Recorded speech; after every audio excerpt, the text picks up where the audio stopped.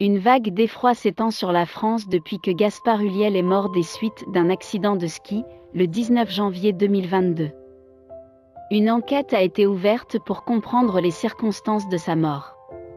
Mais difficile de savoir si elle ira plus loin. Cet accident restera, pour toujours, une sorte de mystère. Et ce malgré l'ouverture d'une enquête minutieuse. Le 18 janvier 2022, Gaspard Ulliel a été impliqué dans une collision sur le domaine skiable de la Rosière en Savoie. Quand les secouristes sont arrivés, le comédien était inconscient. Il est décédé le lendemain au CHU de Grenoble, dans lequel il avait été pris en charge, à la suite d'une opération tentant de le sauver d'une grosse commotion cérébrale.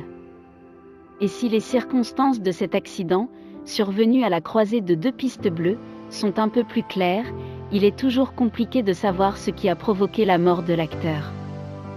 La procureure de la République d'Albertville a expliqué que les deux skieurs évoluaient côte à côte et se sont rentrés dedans.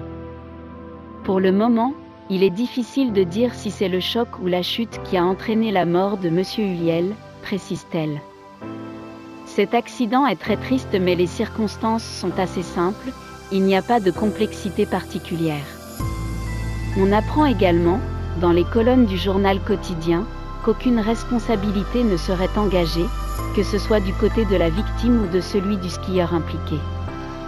Aucune autopsie ne sera réalisée sur le corps de Gaspard Ulliel pour en savoir plus.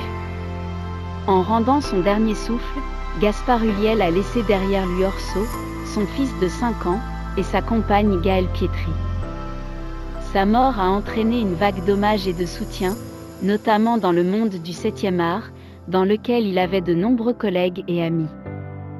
Au moment de son altercation, l'acteur de 37 ans ne portait pas de protection spécifique.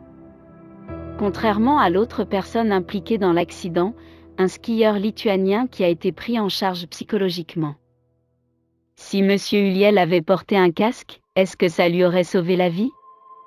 Je ne peux absolument pas l'affirmer, conclut simplement Anne Gachet, la procureure de la République.